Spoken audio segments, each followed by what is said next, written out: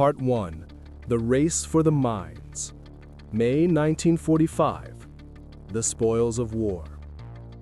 May 1945. The Third Reich is a smoking ruin. The tanks have stopped firing. The soldiers are going home. But for the intelligence agencies of the United States and the Soviet Union, the war is not over. It has just changed targets. They are not looking for gold. They are not looking for art. They are looking for gray matter. Hidden in the mountains of Bavaria, in the secret tunnels of the Harz Mountains, and in the laboratories of Berlin are the men who invented the future, the men who created the V-2 rocket, the jet engine, and nerve gas. To the survivors of the Blitz in London, these men are monsters, war criminals who rained death on civilians. But to the Pentagon and the Kremlin, they are the most valuable assets on Earth. The race is on. Who will get to them first? And what price are we willing to pay to own their secrets? Chapter 1. The Vengeance Weapon. To understand why the Americans wanted these men, you have to look at the sky over London in 1944. There was no warning, no siren, just a supersonic crack, and then a neighborhood was gone. The V-2 rocket, the Vengeance Weapon. It was the world's first ballistic missile. It touched the edge of space. It was a technological marvel that was decades ahead of anything the Allies had. The brain behind this weapon was a young, charismatic aristocrat named Wernher von Braun. He was not a grimy soldier. He was a visionary. He dreamed of flying to Mars. He famously said, "The rocket worked perfectly, except for landing on the wrong planet." But to build his dream, he made a pact with the devil.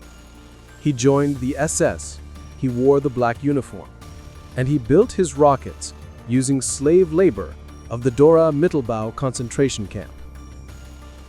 Chapter 2. The Tunnel of Death. Mittelwerk.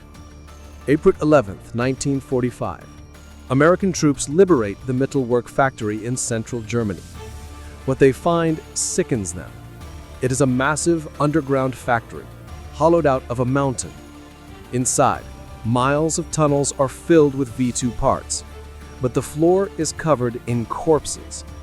This is where the rockets were built. 60,000 prisoners from Buchenwald were forced to work here in freezing darkness, starved and beaten. 20,000 of them died. Think about that number. More people died building the V-2 rocket than were killed by it in London. It was the only weapon in history to kill more people in its production than in its usage. The American soldiers are horrified. They want to find the men responsible and hang them.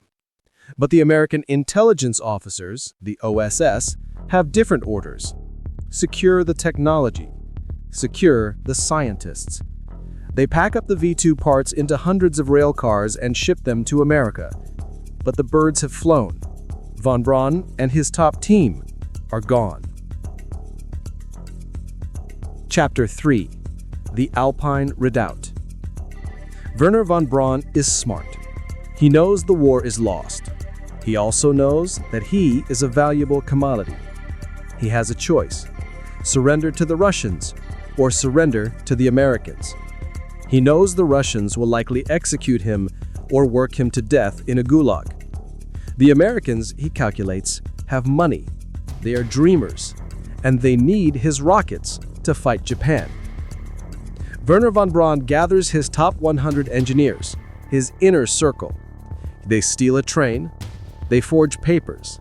They travel south into the Bavarian Alps, hiding from the SS death squads, who have orders to kill all scientists to prevent them from falling into enemy hands. They hide in a ski lodge near Oberammergau. They wait. On May 2nd, 1945, Wernher von Braun sends his younger brother Magnus down the mountain on a bicycle. Magnus finds an American private from the 44th Infantry Division.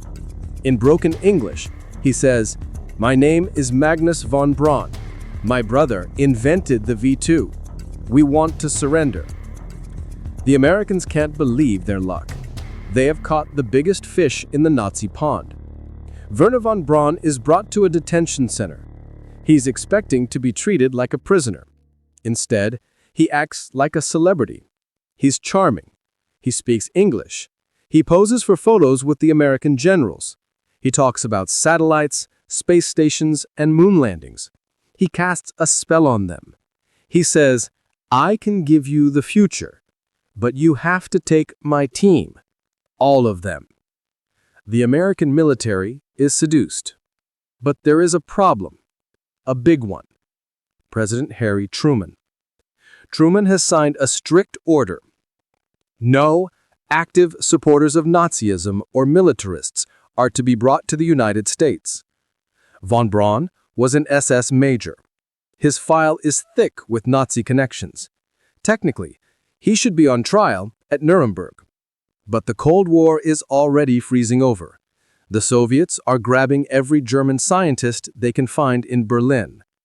The Pentagon decides that the president's order is flexible. Chapter 5. The Paperclip. This is where the operation gets its name. The OSS, the precursor to the CIA, gathers the dossiers of the scientists they want: von Braun, Arthur Rudolph, Kurt Debus. Their files are marked ardently Nazi. They are security risks. The intelligence officers sit in a room in Washington. They take a paperclip. They attach a new background check to the file. This new document says, "Not an active Nazi, a political scientist, vital for national security." They bleach the files. The paperclip becomes the symbol of the cover-up. By September 1945, the first group of scientists is secretly loaded onto ships. They are not coming as prisoners. They are coming as employees of the U.S. Army. They arrive in America. They are taken to the desert of Texas and the swamps of Alabama. They are given new houses, new lives, and a budget of millions of dollars. But while von Braun is shaking hands in Texas, a very different scene is playing out in the Soviet occupation zone of Germany. Stalin wants his share, and he doesn't use paperclips. He uses gunpoint. In the next part, we will cover the Night of the Long Knives Soviet style and the strange, segregated life of the Nazi scientists in Fort Bliss, Texas, as they begin to build the rockets that will carry nuclear warheads. Here is part 2 of the documentary narrative. You requested a massive, detailed text, aiming for high character count. This section covers the brutal Soviet kidnapping of German scientists, the surreal life of von Braun's team in the Texas desert, the secret whitewashing of their Nazi records by the FBI and Pentagon, and the dawn of the space age born from the ashes of the V-2. The Nazi NASA, Operation Paperclip, and the Price of the Moon. Part 2, The Prisoners of Peace, 1945 to 1950. Chapter 6, The Night of the Long Knives, Soviet style. While the Americans were using charm, chocolates, and promises of a new life to woo Wernher von Braun, the Soviet Union was playing a very different game. Stalin was furious. He had captured the V-2 factories in Nordhausen, but they were empty. The Americans had stripped them clean. The brain trust, von Braun and his inner circle, was in Texas, but there were still thousands of German engineers left in the Soviet occupation zone. Lower-level technicians, draftsmen, and a few high-ranking scientists who had refused to go with the Americans, like Helmut Grottrup. Grottrup was von Braun's rival. He believed the Americans would treat the Germans like second-class citizens. He thought the Soviets, who respected scientific materialism, would give him his own rocket program. He was wrong. On the night of October 22, 1946, the trap snapped shut. It was a military operation of terrifying precision, known as Operation Osoaviakhim. At 4 a.m. in towns across East Germany, Soviet trucks pulled up to the houses of 2,200 German specialists. Soldiers banged on the doors with rifle butts. "Wake up, you have 30 minutes to pack." It wasn't just the men, it was their wives, their children, their furniture, even their pets. Panic erupted. Women were screaming. Men were trying to negotiate. Where are we going? You are going to help the motherland, was the only answer. Within hours, 6,000 people, scientists and their families, were loaded onto cattle trains, 92 trains in total. They were shipped deep into the Soviet Union. Grotrup and the rocket team ended up on Gorodomla Island, a desolate spit of land in the middle of Lake Seliger, hundreds of miles from Moscow. It was a golden cage. They were not in a gulag. They had food, housing, and salaries, but they were surrounded by barbed wire and guards. They were stripped of their freedom and told to build rockets for Stalin. While von Braun was shaking hands with generals in the U.S., his former colleagues were shivering on a Russian island, realizing they had made the wrong deal. Chapter 7. The Colony in the Desert. Fort Bliss. Meanwhile, in the United States, Wernher von Braun and his 117 paperclip specialists arrived in El Paso, Texas. They were housed at Fort Bliss, an army base in the middle of the desert.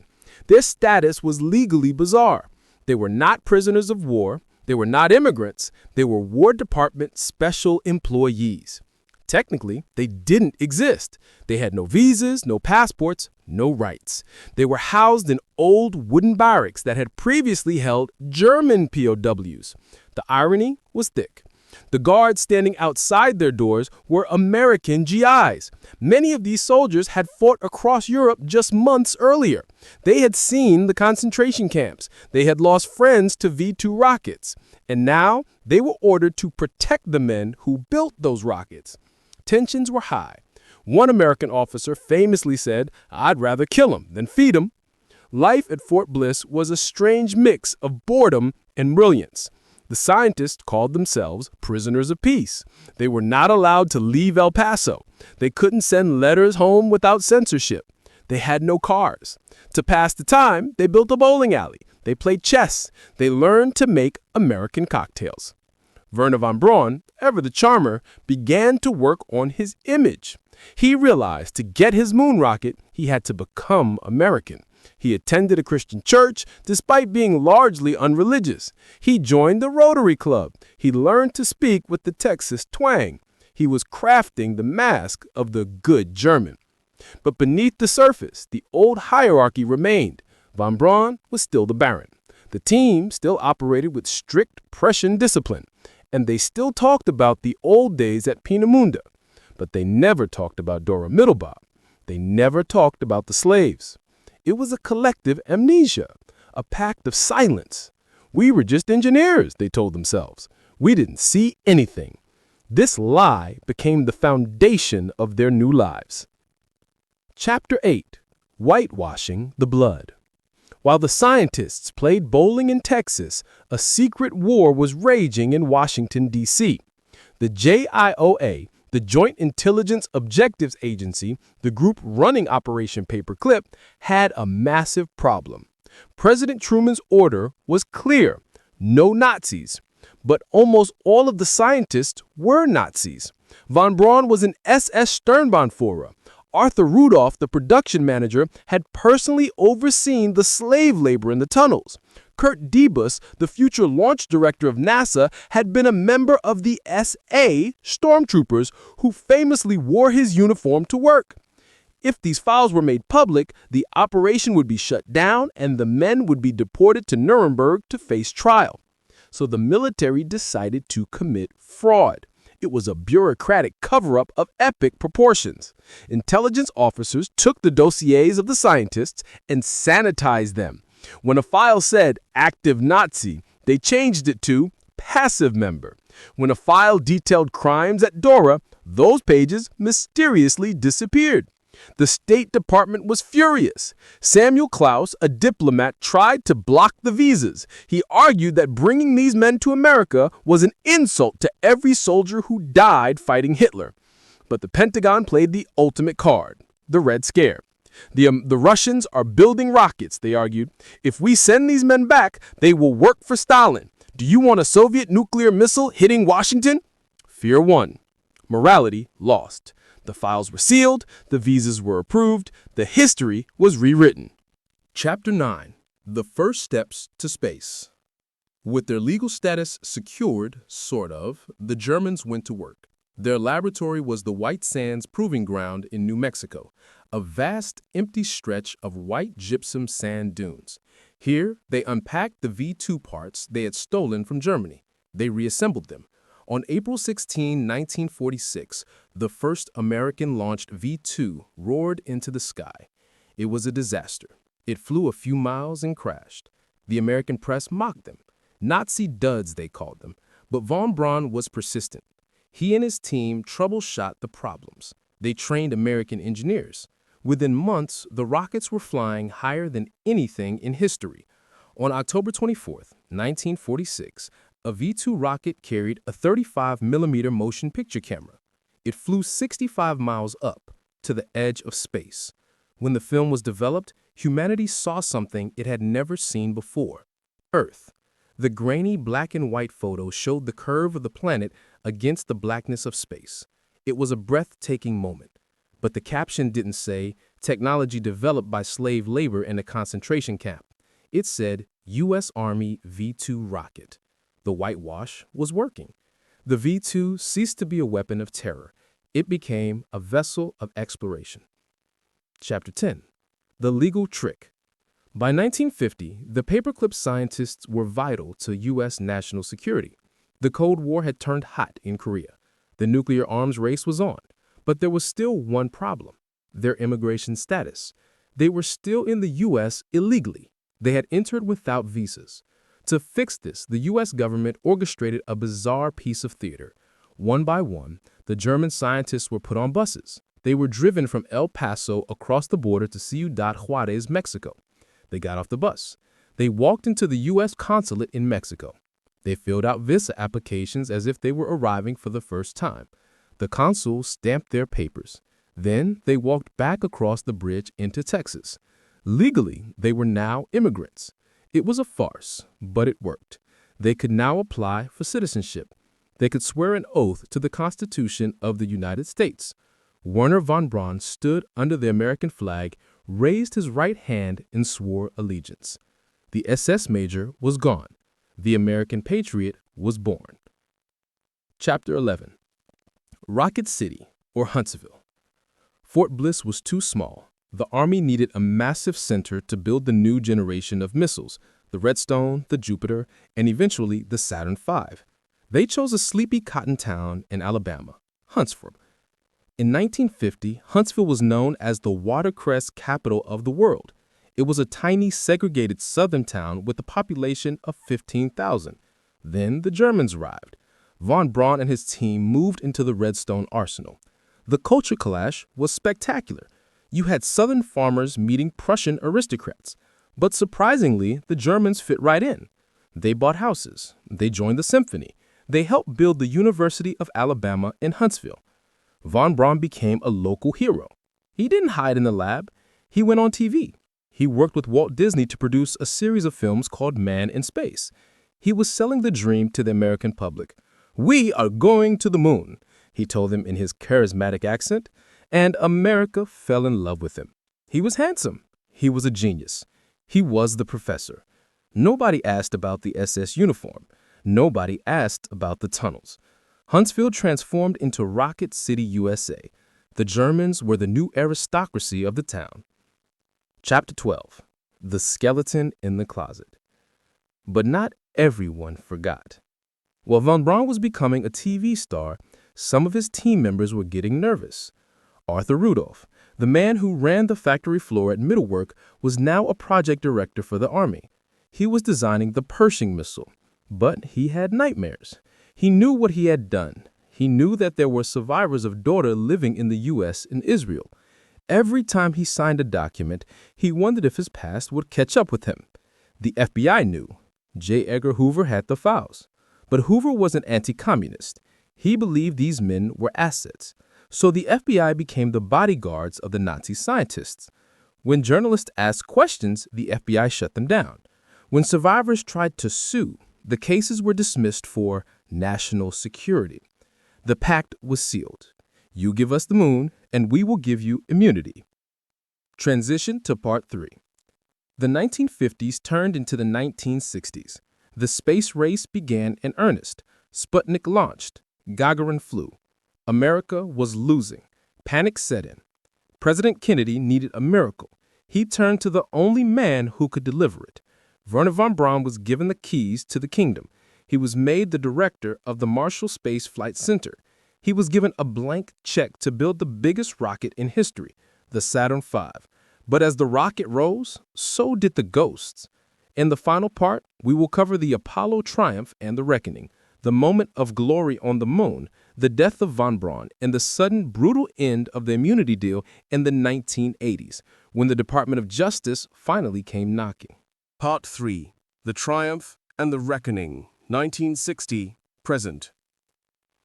Chapter 13. The Panic and the Savior.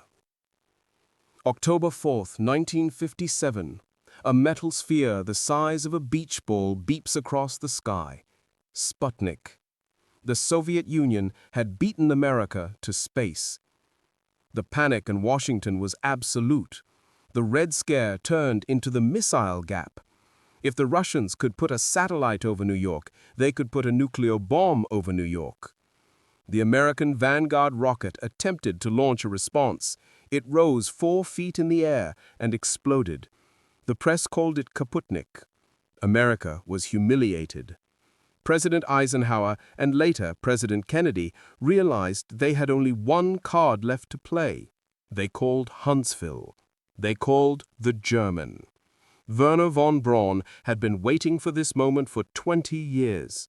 "Give me the resources," he told the generals, "and I will give you the moon." In 1960, the Marshall Space Flight Center was formed. Von Braun was named director. He was no longer just a scientist, he was an executive of the U.S. government.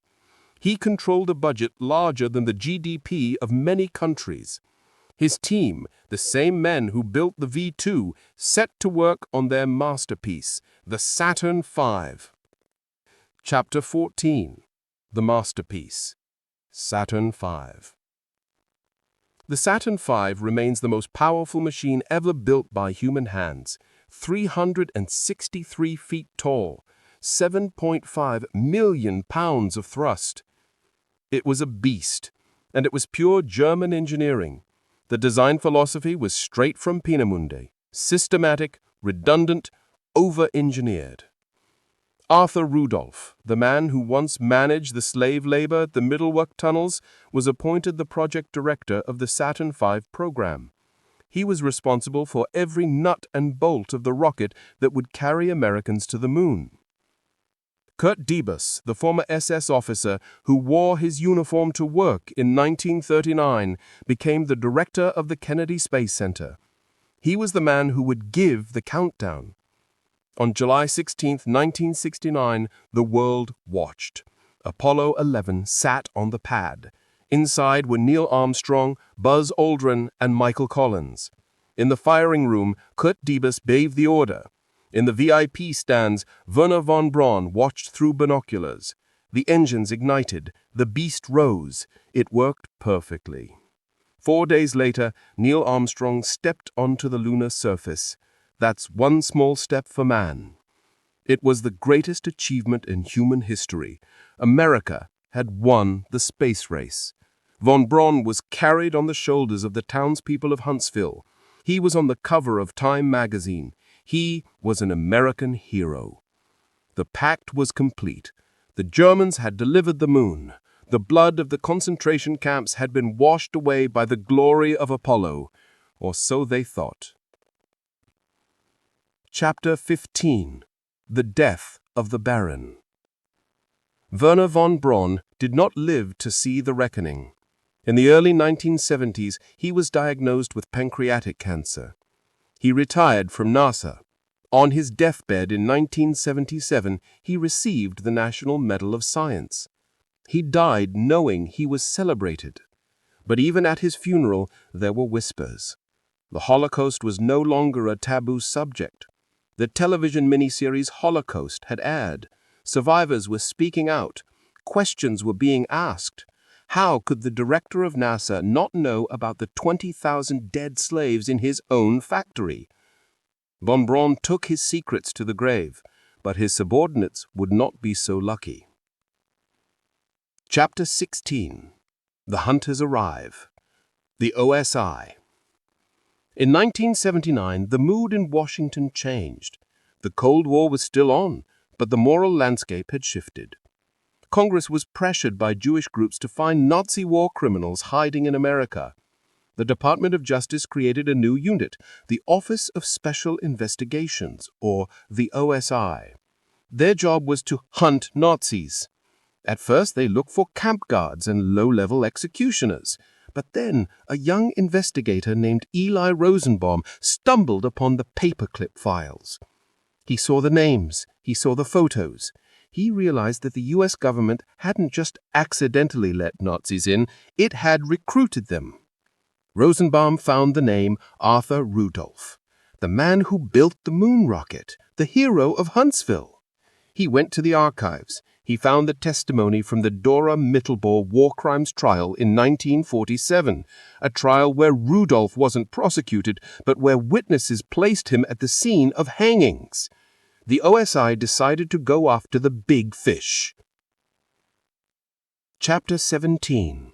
The Fall of Arthur Rudolph. Arthur Rudolph is an old man living a quiet retirement in California. He receives a subpoena. He walks into a hotel room in San Jose for a voluntary interview with the OSI.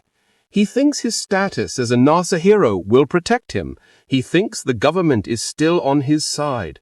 He is wrong. The OSI investigators lay the documents on the table. Mr. Rudolph, did you request slave labor from the SS? Did you see the prisoners dying of starvation? Did you see the saboteurs being hanged by a crane in the tunnel? Rudolph tries to defend himself. I had no choice. I was under orders. I tried to get them better food. But he admits to being there. He admits to seeing the hangings. The OSI gives him a choice. Option A, we take you to court. It will be public. We will strip you of your citizenship and deport you. You will die in disgrace. Option B, you voluntarily renounce your U.S. citizenship and leave the country immediately. We will keep your pension intact, but you must never return. Rudolph chooses option B. On March 27, 1984, the man who built the Saturn V boarded a plane to Frankfurt. He was exiled. When the news broke, Huntsville was in shock. They are persecuting a patriot, the locals cried. They held rallies for him. They refused to believe their kindly neighbor was a war criminal. But the evidence was overwhelming. Rudolph died in Germany in 1996, a man without a country, rejected by the nation he helped put on the moon. Chapter 18. The Doctor of Death. Hubertus Strughold. The reckoning didn't stop with the rocket engineers. It reached the doctors, too. Dr. Hubertus Strughold was known as the father of space medicine. He had designed the spacesuits. He had figured out how to keep astronauts alive in a vacuum. The library at the U.S. Air Force Base was named after him. There was a Hudy Strughold Award given to top scientists every year. But the OSI dug into his past. They found that during the war, Strughold was the head of medical research for the Luftwaffe. His subordinates at the Dachau concentration camp conducted horrific experiments. They froze prisoners to death in ice water to test survival suits. They put prisoners in vacuum chambers until their lungs exploded to test high-altitude ejection. Strughold claimed he knew nothing about it, but the documents showed he attended the conferences where the results were presented. He used the data.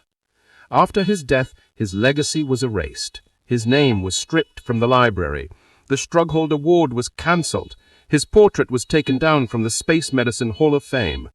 The father of space medicine was revealed to be a beneficiary of torture. Conclusion. The Faustian Bargain. The story of Paperclip is not black and white. It is the ultimate shade of gray. Without Wernher von Braun, America might not have reached the moon in 1969. Without Hubertus Strughold, astronauts might have died in orbit. The technology these men brought accelerated human progress by decades.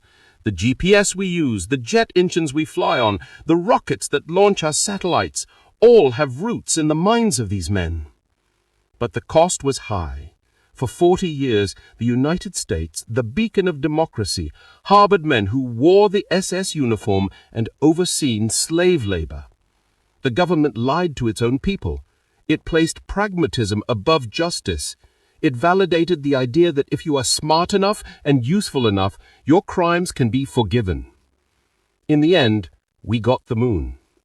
But every time we look at the footage of Neil Armstrong taking that giant leap for mankind, we must remember the shadow behind him. We must remember the tunnels of Dora, the 20,000 dead slaves, and the men who stepped over their bodies to reach the stars. The Apollo rocket was a monument to human genius, but its foundation was built on a graveyard.